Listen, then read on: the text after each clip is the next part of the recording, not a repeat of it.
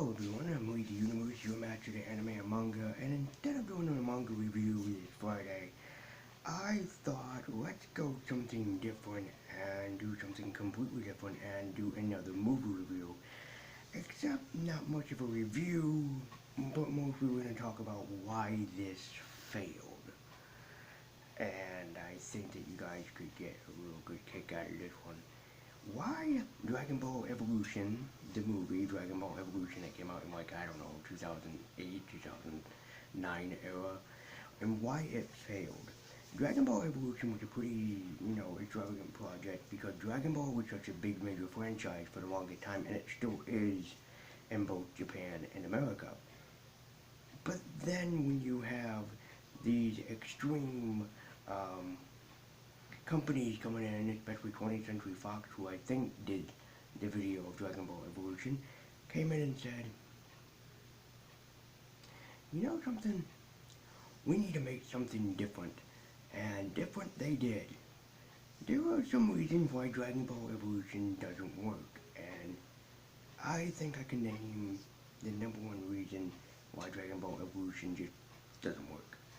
And it's the reason that it's a movie that's based on the first story of Dragon Ball, Dragon Ball. There was no reason to add the evolution part. You just could have called this movie Dragon Ball and it would have been like, okay. But I see what they were doing. They were trying to put a, 1980s fictional fantasy story that was Dragon Ball and turn it into a 21st century modern setting. Which is, pretty ambitious for a project like this, but when you're really going for it, Dragon Ball should have been what it is. Now, in the story, in the original story of Dragon Ball, Goku's supposed to be like, I don't know, like 10 years old, and then he progresses into like his 20s, and then, the rest is history. We don't get to see that in this story.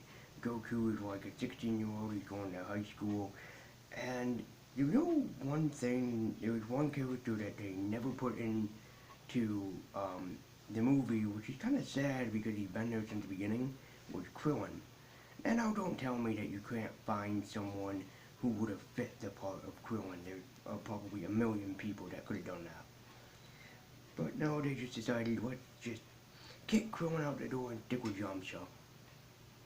Sure, why not? None of the characters looked or resembled any of the characters that they were supposed to really be with, and none of them really acted the way that they were supposed to. It was just a failure from the start. Also, I feel bad for the special effects in this movie. They really did suck. And the fact that the first movie of Dragon Ball was supposed to be about finding the Dragon Balls, finding the seven, I think the 7 Dragon Balls, or the 10 Dragon Balls, something like that, I forget. And here's the thing, they don't end up finding any of them.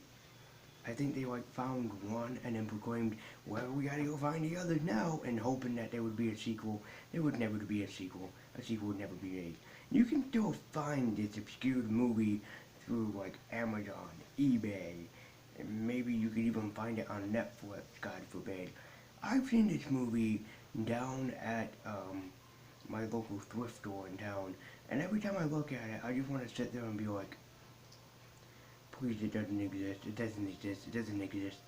And then I have to remind myself, oh wait, some jackass thought that this movie idea would have been stupendous. So they just went with it. So, Dragon Ball Evolution is not a great film. Is it kind of one of those guilty pleasure bad films? I suppose for some people it could be. I guess for the most part, it's not really bad, like you would regret watching it. There is a chance that you would, but there's still a chance that you might have a few laughs every now and then. I still remember when I first saw Piccolo appear on screen, and I couldn't stop laughing for 5 minutes. It was one of those great loud laughs that you have to do every now and then because you're afraid that if you don't laugh, you never will. Dragon Ball Evolution, again, was an experience of a process, but it didn't need to happen. If you really wanted to make a true Dragon Ball film, there would have been someone that would have taken their time and effort to turn it into what it was. Now take for example the Alita Battle Angel and the Ghost in the Shell live action movies. Those took their times to transform what was the franchise into what made them so popular. Robert Rodriguez was Alita Battle Angel took his time, and the director of Ghost in the Shell really took his time, his patience, his effort to make that what it was. The guy that did Dragon Ball the Evolution though, probably just was a Dragon Ball fan, and he just had like this fan fiction written out, and he just wanted really to make it made, and he kept bugging every single movie executive company until finally someone said, okay, let's give him a try, what's the worst that could happen? And then when the worst happened, they were sitting there going, oh dear God, the worst has happened, our lives are ruined, it is no longer a thing. So, Dragon Ball Evolution, did it flop? Oh yes. I can give you a great idea of how to do a Dragon Ball movie. You can essentially set it up sort of like Superman. You know, that he crashed to Earth, he was found by Old Man Gohan, and then you could go from there. You know, sure, do you have to make him a 10-year-old with a monkey tail? Not exactly. But there's a lot more that you can do with it. You can basically just sit right there and be like, yeah, I don't have to make this, you know, an actual thing that happened, but I can appreciate what it is. Can I appreciate what this is and what it's done for the franchise? No. But there is that little gleam of like, you can appreciate what they tried to do. Turn Dragon Ball into a 21st century adaptation. There's nothing wrong with that. But the thing is, if you really want to make the fans happy, you'll stick to the franchise, you'll stick to what you know, and you would make Dragon Ball, the movie, actually be what Dragon Ball is. A sci-fi, fantasy, action, adventure film. But sadly for this film, it was way below 9,000. So, sorry, but the fuck you level that the director gave us Dragon Ball fans, that was over 9,000. Let me know your opinions about Dragon Ball Evolution down in the comment section down below. There is a lot more people that have done a way better job than I could have done. We're talking about Dragon Ball Evolution. I would say if you want a very great more,